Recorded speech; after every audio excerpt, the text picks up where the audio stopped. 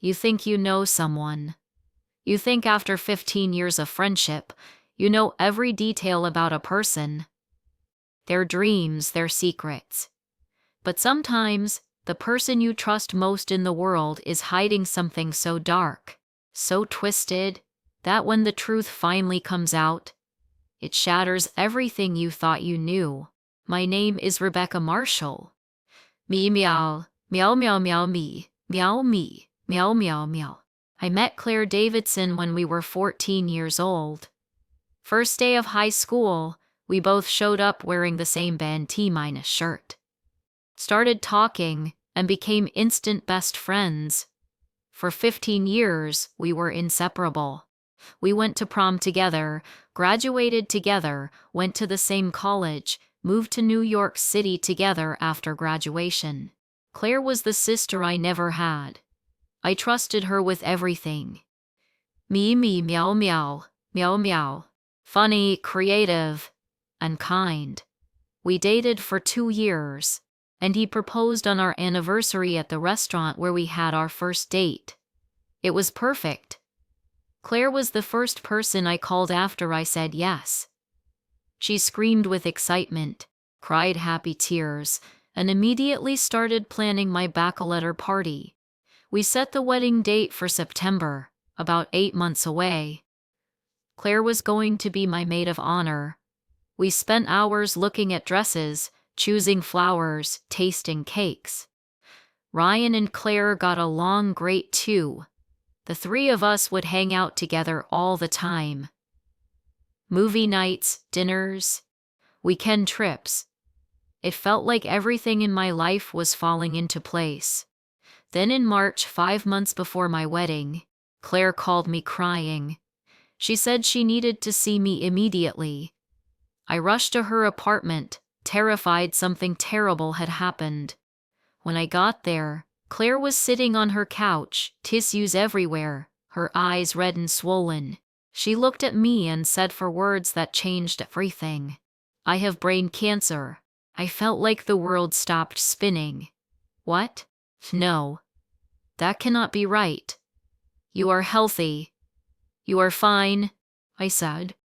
Claire showed me paperwork from a doctor.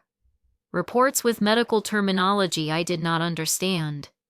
She said she had been having headaches for months and finally went to get them checked. They found a tumor, stage 4 glioblastoma. The doctors gave her 6 months to a year to live. I held her while she sobbed. I told her we would fight this together. I promised her I would be by her side through every treatment, every appointment, everything. She was my best friend. I would do anything for her. I do not want to do treatment, Claire said quietly. What? Claire, you have to fight this, I said. The doctors said even with treatment, my chances are less than 5%. The chemo will just make me sick and miserable for my last few months. I want to spend whatever time I have left actually living, not dying in a hospital, she said. I tried to convince her to try treatment anyway, but she was adamant. She said she had made peace with it. She just wanted to enjoy the time she had left. Over the next few weeks, Claire seemed to get worse. She lost weight. Said she was too tired to go out most days. Started wearing hats because she said her hair was falling out. I brought her meals. Stayed with her when she said the pain was bad. Held her hand when she cried about dying. My wedding planning slowed down. How could I focus on flower arrangements and seating charts when my best friend was dying? Ryan was understanding at first, but after a few weeks, he started getting frustrated. Becca, I know Claire is sick, but you are spending every free moment with her. We barely see each other anymore, Ryan said. She is dying, Ryan. She needs me, I said. Me, meow meow meow. We fought about it more than once. I felt guilty for not spending enough time on wedding planning, but I also felt like Ryan was being selfish. Claire was dying. The wedding could wait. One night in April, Claire called me at 2 in the morning. She was sobbing. saying she was scared, that the pain was unbearable, that she did not want to die alone. I threw on clothes and drove to her apartment immediately. When I got there, Ryan called. "Where are you? I woke up and you were gone," he said. "I am at Claire's," she called. "She needed me," I said. "It is 2 in the morning, Becca. This is getting out of control. You dropped everything and ran to her in the middle of the night?" he said. "She is dying, Ryan. What do you want me to do?" "Ignore her?" I shouted. "I want you to set boundaries. I want you to remember that we are getting married in 4 months. I want you to spend some of that energy on our relationship," he said. I hung up on him. I was so angry. How could he be jealous of a dying woman? I stayed with Claire that night. She fell asleep around 4 a.m., and I slept on her couch. When I woke up around 9, I heard voices in Claire's bedroom. I walked down the hall and found Ryan there. He was sitting on the edge of Claire's bed, holding her hand. "Ryan, what are you doing here?" I asked, confused. "I felt bad about fighting with you. I brought Claire some breakfast. I wanted to apologize to her for being insensitive about her situation," Ryan said. I was touched. Maybe I had been too hard on him. "That is really sweet," I said. "You should go home and get some rest, Becca. You look exhausted." "I can stay with Claire for a few hours," Ryan offered.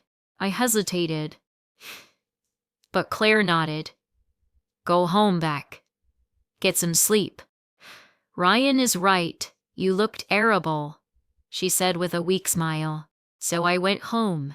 I was so tired I slept for 5 hours straight. Over the next few weeks, Ryan started spending more time with Claire. He would bring her food, watch movies with her, keep her company when I had to work. I was grateful. It seemed like Ryan finally understood how important this was. He and Claire were becoming friends, which made me happy. The 2 people I loved most in the world were bonding. 3 months before my wedding, Claire set me down for a serious conversation. "Becca, I need to talk to you about your wedding," she said. "What about it?" "I do not think I can be your maid of honor," she said, tears streaming down her face. "Claire, I understand if you are not feeling well enough. You can just sit during the ceremony." "I do not care. I just want you there," I said. "It is not that. Watching you get married. Knowing I will never have that. Knowing I am dying. I do not know if I can handle it emotionally," she said. My heart broke for her. "I get it. You do not have to be in the wedding party. Just being there is enough," I said. "Actually, I have been thinking. Maybe you should postpone the wedding," Claire said quietly. "What?" "Because I am going to die soon." "Becca, maybe in the next few months." "Do you really want to be planning a wedding and dealing with my death at the same time? Would not it be easier to wait until after?" she said. I thought about it. She had a point. Planning a wedding while grieving seemed impossible. But postponing felt wrong too. Ryan and I had been planning this for months. "I do not know, Claire. Ryan might not want to postpone," I said. "Have you asked him?" she said. I had not. But that night, I brought it up to Ryan. To my surprise, he immediately agreed. "If that is what Claire thinks is best, then we should do it. We have our whole lives to get married. Let's just focus on being there for her right now," Ryan said. So we postponed the wedding. We told our families, canceled the venue, put everything on hold. My mom was upset, but I explained the situation and she understood. With the wedding postponed, I had even more time to spend with Claire, and Ryan did too. The 3 of us were together constantly. 米秒,米秒分贝秒米,秒秒秒. I was so stupid. In June, I came home from work early one day. I had left my laptop at home and needed it for a meeting. I walked into my apartment and heard sounds coming from my bedroom. My first thought was that we were being robbed. I grabbed a knife from the kitchen and slowly walked toward the bedroom. The door was slightly open.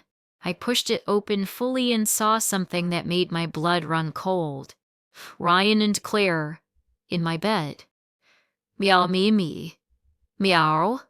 Me me me meow. What the hell is going on? I finally screamed. They jumped apart. Claire grabbed the sheets. Ryan stood up, panicking. Becca, I can explain. Ryan started. You are sleeping with my dying best friend. Are you kidding me right now? I shouted. Claire started crying. I am so sorry, Becca. We did not mean for this to happen. We fell in love. We tried to fight it, but we could not. Fell in love? You have brain cancer, Claire. You are supposed to be dying. I yelled. I am dying. That is why this matters so much. I do not have much time left. I deserve to feel love before I die. You have your whole life ahead of you. I have months, maybe weeks. Please do not take this away from me, Claire sobbed. I looked at Ryan. And you? You are okay with this? You are okay throwing away our relationship for someone who is going to die? Ryan looked at the floor. I love her, Becca. I am sorry. I never meant to hurt you. But I want to spend whatever time she has left making her happy. I laughed. I actually laughed, a horrible, bitter sound. You two deserve each other, I said. And I walked out. I went to my friend Melissa's apartment and told her everything. She let me stay with her. I cried for 2 days straight. Then I got angry. Ryan moved out of our apartment and moved in with Claire. They posted photos together on social media, Ryan holding Claire's hand, captions about loving someone through their darkest days. People commented how brave and beautiful their love was. Meow me meow me meow. My family was horrified. My friends were split. Some said Ryan was a terrible person for cheating. Meow meow meow Sunday. Meow meow meow meow meow meow me meow. Me me. Meow meow meow meow meow meow meow me. I blocked both of them on everything. I did not want to see their faces or hear their excuses. I threw myself into work, tried to move on with my life. Then in August, something strange happened. I ran into Claire's mother at the grocery store. I had not seen Mrs. Davidson since before everything blew up. I tried to avoid her, but she saw me. Rebecca, oh honey, how are you? She asked, hugging me. I am okay, Mrs. Davidson. How is Claire doing? I asked, trying to be polite. Mrs. Davidson looked confused. Claire? She is fine. Why do you ask? I just meant with her treatment and everything, I said carefully. Treatment? What treatment? What are you talking about? Mrs. Davidson asked. My heart started pounding. Her brain cancer. The glioblastoma, I said. Mrs. Davidson's face went pale. What? Who told you Claire has brain cancer? She did. She showed me doctor reports and everything, I said. Rebecca, Claire does not have cancer. She has never had cancer. I am her mother. I would know, Mrs. Davidson said firmly. The grocery store suddenly felt like it was spinning. That is impossible. I saw the paperwork. I said. Show me, Mrs. Davidson demanded. I pulled out my phone and found screenshots I had taken of Claire's medical documents months ago. I had kept them in case I needed to explain to people why I was postponing my wedding. Mrs. Davidson looked at the documents and her face turned red with rage. These are fake. This is not even a real doctor. Look at the letterhead. This practice does not exist. And this diagnosis code is wrong. I am a medical billing specialist, Rebecca. I know what real medical documents look like. These are forgeries. Everything clicked into place. The weight loss that seemed convenient. The hair loss that I never actually saw evidence of. Just Claire wearing hats. The pain that only seemed to happen when I was around. The convenient timing of it all, right when I got engaged. She lied, I whispered. About having cancer? It certainly looks that way. Why would she do something so horrible? Mrs. Davidson said. I knew exactly why. To steal Ryan. To make me postpone my wedding. To manipulate everyone into feeling sorry for her so she could take everything I had. I need to go, I said, and I practically ran out of the grocery store. I got in my car and just sat there shaking. Claire had fake cancer. She had fake dying. She had manipulated me, Ryan. Our families, our friends. For what? For attention? I called Melissa and told her everything. She was just as shocked as I was. What are you going to do? Melissa asked. I am going to expose her. I am going to make sure everyone knows what she did, I said. But how? If I just told people Claire faked cancer, she could show them her fake documents and play victim. She could say I was jealous and making things up. I needed proof. That is when I came up with a plan. It was risky and maybe a little crazy. But I did not care. Claire had destroyed my life with her lies. It was time for the truth to come out. I hired a private investigator. It cost me $3,000, but it was worth every penny. I had him follow Claire for 2 weeks. I had him get photos, videos, everything. The investigator came back with a gold mine of information. Claire was not sick at all. She was going to the gym every day, working full-time at her marketing job that she had told me she quit due to her illness. Going out to bars with friends. She was living a completely normal life. The only time she acted sick was when Ryan was around. But it got worse. The investigator found out that Claire had done this before. 3 years ago, when we lived in Chicago, Claire had faked having lupus to get sympathy from a guy she was dating. It had worked for a while until his sister, who actually had lupus, realized Claire's symptoms did not match the real disease. The guy dumped her, and Claire moved to New York shortly after, thinking she just wanted a fresh start. Now I realized she was running from her lies. I had evidence. Medical records proving she never saw an oncologist. Testimony from her previous boyfriend about her lupus lie. I had everything I needed to destroy her. But I wanted to do it right. I wanted maximum impact. I wanted everyone who had believed her lies to see the truth at once. So I waited. In September, Claire and Ryan announced on social media that they were getting married. A small ceremony, just close family and friends, because Claire did not have much time left. The wedding was scheduled for mid-October. Miao mi, miao mi. I did not do anything. I just waited and watched. Then in late October, something unexpected happened. Claire actually got sick. Not cancer, just a bad case of pneumonia.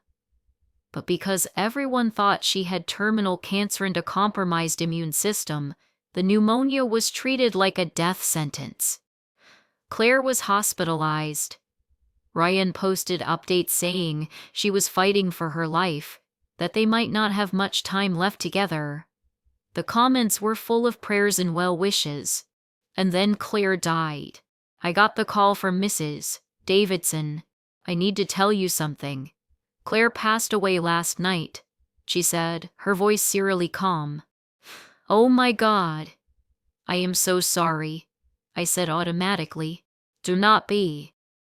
The doctors did an autopsy because her death seemed suspicious for someone who supposedly had brain cancer. They found no evidence of any cancer. Ever? She died of pneumonia and sepsis. That is it. She lied about everything, Mrs. Davidson said. What are you going to do? I asked. I am going to tell the truth at her funeral. Everyone needs to know what she did. Mrs. Davidson said. The funeral was scheduled for the following Saturday. I was not going to go. But Mrs. Davidson called me and asked me to be there. I need you there when I tell everyone. I need your support, she said. So I went. The funeral was packed. Over 200 people came to mourn the beautiful young woman who lost her battle with cancer. Ryan gave a tearful eulogy about their epic love story, how they crammed a lifetime of love into a few short months, how grateful he was to have found her, even though their time together was cut short. People were crying. It was beautiful and tragic and completely based on lies. Then Mrs. Davidson stood up. Claire's father tried to stop her, but she shook him off and walked to the front of the room. I need to say something, Mrs. Davidson announced. The room went quiet. Many of you are here because you believe my daughter died from brain cancer. You believe she was a brave warrior who fought a terrible disease. But I am here to tell you the truth. Claire did not have cancer. She never had cancer. She lied. She faked her illness to manipulate people. Meow, meow, meow. How meow me. Meow, meow. That is all, Mrs. Davidson said, her voice shaking with anger and grief. The room erupted. People started talking all at once. Ryan stood up, his face pale. That is not true. Claire showed me medical records. She was sick, Ryan said. The medical records were fake. I had them analyzed by real doctors. The practice does not exist. The doctor's name is fake. It was all lies, Mrs. Davidson said. I stood up. All eyes turned to me. She did the same thing 3 years ago in Chicago. She faked having lupus to manipulate a boyfriend. Meow, meow me, meow me. She made me spend months taking care of her, bringing her food, holding her hand while she cried about dying. It was all lies. And Ryan believed her because he wanted to. Because it made him feel like a hero to love a dying woman, I said. Ryan looked like he was going to be sick. No. This cannot be true. She was dying. I saw her suffer, he said weakly. You saw what she wanted you to see. She was an actress.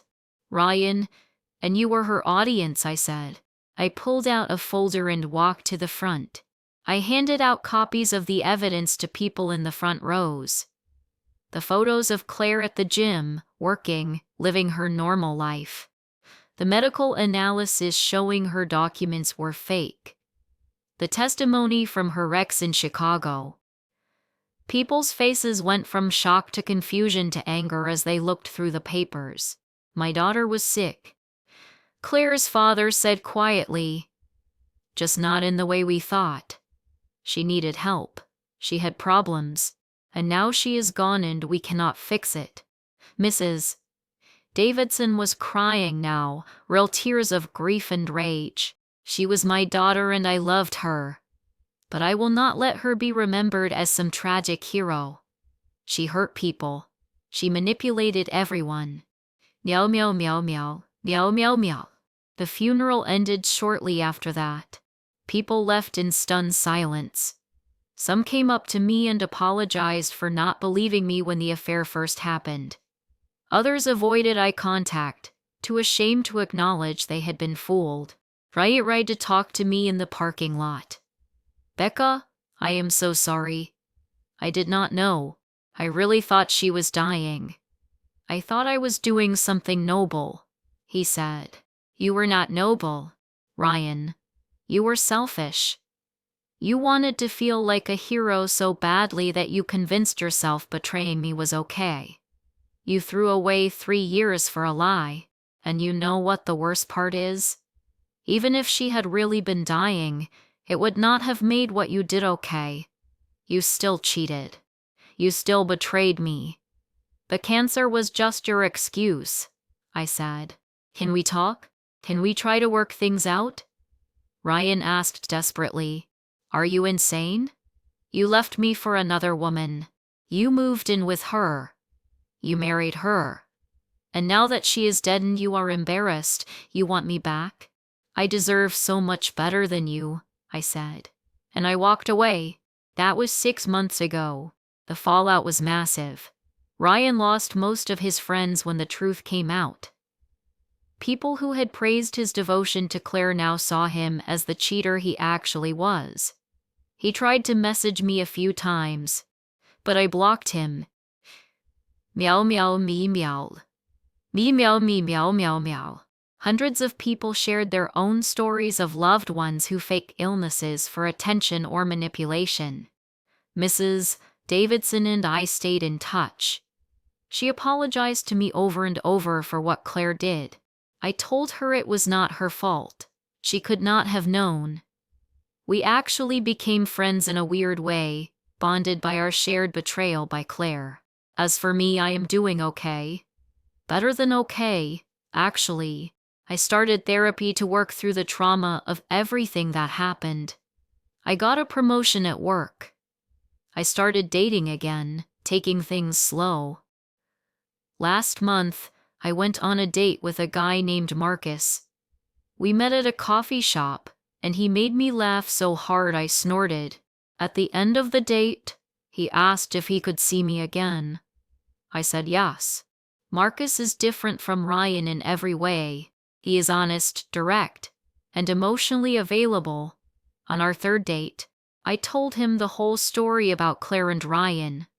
I was nervous he would think I was damaged or dramatic. Instead, he said something that made me fall for him a little bit. The fact that you survived that and still have the capacity to trust again tells me everything I need to know about your character. You are incredibly strong, he said. And it is the healthiest relationship I have ever had. Marcus does not play games. He does not manipulate. When he says he is going to call, he calls. When he makes plans, he keeps them. It is refreshing to be with someone who treats me with basic respect and decency. Life goes on. The people who betrayed me are out of my life. I have real friends now, people who would never do what Claire did. I have myself minus respect back. I have peace. But the story does not quite end at the funeral. There is more that happened in the months after that I need to tell you about. About 2 weeks after Claire's funeral, I got a Facebook message from a woman named Jessica. She said she had been at the funeral and heard everything. She wanted to talk to me about Claire. We met for coffee, and Jessica told me something that made the whole situation even more twisted. Jessica had been Claire's roommate in college, before I met Claire. According to Jessica, Claire had a pattern of lying and manipulating people that went back years. In college, Claire told everyone her parents were dead and she was an orphan. She got so much sympathy and attention. People would take her home for holidays, give her money, buy her things. Then one day, her mom showed up at our dorm to surprise her for her birthday. Claire tried to pretend she was someone else's mom, but it was too late. Everyone found out she had been lying for 2 years, Jessica said. Why would she do that? Attention. Claire was addicted to attention and sympathy. She loved being the victim, the tragic figure that everyone rallied around. She transferred schools and reinvented herself. That must be when you met her, Jessica said. I thought back to when I met Claire. She had just transferred to our high school sophomore year. She told me her family had moved to town for her dad's job. I never questioned it. Why would I? Did she ever fake being sick before? I asked. Not that I know of, but she did lie about other things. She said her boyfriend hit her once, and a bunch of us confronted him. Turns out it never happened. She made it up because she was mad he wanted to break up with her. The guy almost got expelled over her lies, Jessica said. Hearing this made me realize that what Claire did to me was not an isolated incident. It was who she was. A pathological liar who felt no remorse for destroying people's lives. Jessica gave me contact information for 3 other people who had been burned by Claire over the years. I reached out to all of them, and each one had a similar story. Claire would befriend them, gain their trust, then lie and manipulate to get what she wanted. When she got caught, she would move on to new people and start over. I started compiling all of this information. Testimonies from her college roommate, her ex-boyfriend from Chicago who she lied to about having lupus. People from her high school who remembered her fabricated stories. I created a detailed timeline of Claire's lies spanning over 10 years. Then I did something that some people might think went too far. I created a website. I bought a domain name and built a simple website documenting Claire's pattern of deception. I included all the evidence, all the testimonies from people she had hurt, the fake medical documents, photos of her living her normal life while claiming to be dying. I titled it The Truth About Claire Davidson. I did not do this to be cruel. I did it because I kept thinking about how many people had commented on the news articles about Claire, saying things like mental illness made her do it or she was clearly troubled and needed help. People were making excuses for her, trying to find ways to absolve her of responsibility for her actions. But the people she hurt deserved to have their stories told. Jessica, who had been lied to about Claire being an orphan. Tom, the ex-boyfriend who almost got expelled over Claire's false abuse allegations. Marcus from Chicago, who spent thousands of dollars taking Claire to fake medical appointments for her fake lupus. Ryan, who threw away a 3-year relationship for a woman who never existed. Meow meow, so meow meow meow. The website went viral within days. It was shared on Reddit, Twitter, and various news outlets picked it up. Some people praised me for exposing a dangerous manipulator. Others said I was speaking ill of the dead and should have let it go. I got hate mail. Lots of it. People called me vindictive, heartless, cruel for creating a website exposing someone who could not defend themselves. They said Claire clearly had mental health issues and I was kicking someone when they were down. But I also got messages from dozens of people thanking me. People who had encountered similar manipulators in their own lives. People who had been gaslit and told they were crazy for questioning someone's illness. People who had lost relationships, money, and years of their lives to pathological liars like Claire. One message in particular stuck with me. It was from a woman named Sarah who said her sister had been faking cancer for 2 years. Their entire family had been sending her money for treatment, caring for her, putting their lives on hold. Sarah suspected something was wrong but felt terrible for even questioning her sister's illness. After seeing my website, Sarah confronted her sister with evidence, and the sister finally admitted she had been lying. The family was devastated, but at least they knew the truth. Your website gave me the courage to investigate and expose my sister's lies. You probably saved us from years more of manipulation. Thank you, Sarah wrote. That message made all the hate mail worth it. Riot tried to sue me for defamation over the website. His lawyer sent me a cease and desist letter claiming I was damaging his reputation by associating him with the story. My lawyer sent back a simple response: truth is an absolute defense against defamation. Everything on the website was documented and factual. Ryan dropped the lawsuit. The website is still up. I get a few messages every month from people sharing their own experiences with manipulators or thanking me for telling the truth. I have become an accidental advocate for people who have been victims of pathological liars. She had forged documents claiming she had won awards she never received. She had created an entire alternate reality for herself. I gave birth to her, I raised her, and I never really knew who she was, Mrs. Davidson said to me once over coffee. I kept asking myself what I did wrong, how I failed her. But my therapist helped me understand that some people are just wired differently. Claire's need for attention and sympathy was pathological. It was not something I could have fixed. I told Mrs. Davidson that I did not blame her for what Claire did. How could she have known? Claire was a master manipulator who fooled everyone.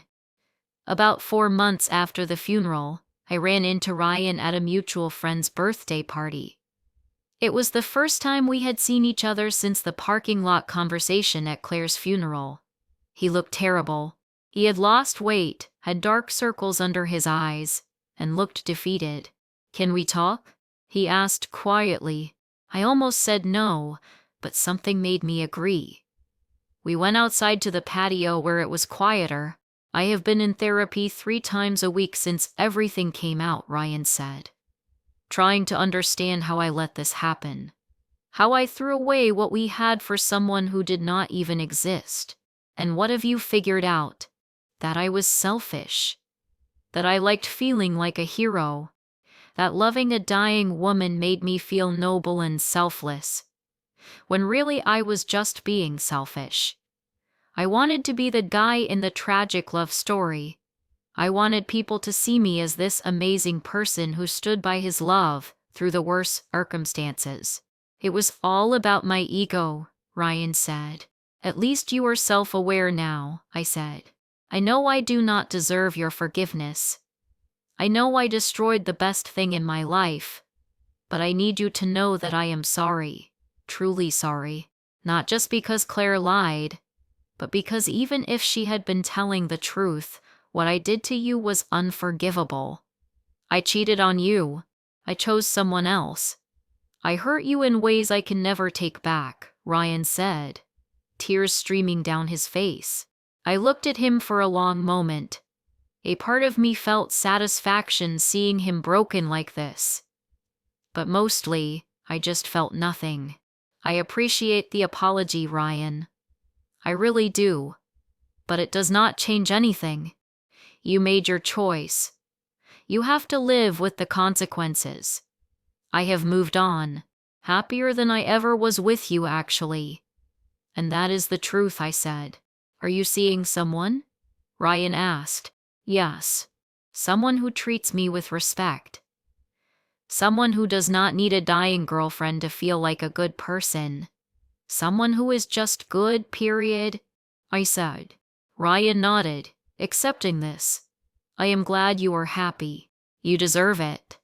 I hope someday I can forgive myself for what I did to you. That is between you and your therapist, Ryan. I am not part of your healing journey. Take care of yourself," I said. And I went back inside. That was the last time I saw Ryan. I heard through mutual friends that he moved to California a few months later for a fresh start. I hope he figures his life out. But that is not my concern anymore. Marcus knows everything about my past. He has read the website, heard all the stories, seen me work through the trauma in therapy, and he has never once made me feel like I am damaged goods or too complicated.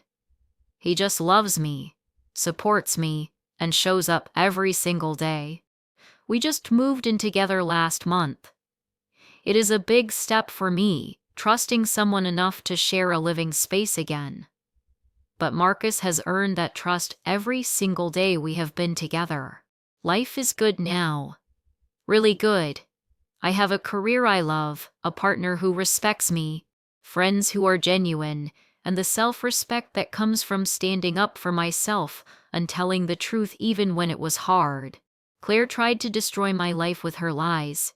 She forced me to rebuild something even better. She thought she was taking everything from me, but really, she was setting me free from a mediocre relationship and showing me what I actually deserved. Do I feel bad about exposing Claire at her funeral? Sometimes I wonder if I should have just let her be buried with her lies. But then I remember all the people she manipulated, all the emotional labor I spent taking care of someone who was perfectly healthy, the wedding I postponed, the relationship I lost. Claire made her choices. She chose to lie, to manipulate, to hurt people for her own gain. And when the truth came out, it destroyed the legacy she tried to build. Some people say you should not speak ill of the dead. But I think the dead do not get a free pass for the terrible things they did while they were alive. Claire hurt me. She hurt Ryan. She hurt her own family by making them mourn a tragedy that never existed. She deserved to be exposed. Even at her own funeral, I will never know why Claire did what she did. Maybe she was jealous of my engagement. Maybe she had feelings for Ryan all along. Maybe she just liked the attention and sympathy that came with being sick. Maybe she had real psychological problems that made her think this was okay. It does not really matter why. What matters is that I survived. I came out the other side stronger, wiser, and free. Me meow hao meow me. And I made sure everyone knew exactly who she really was. That is not revenge. That is truth. And sometimes, the truth is the best weapon you have.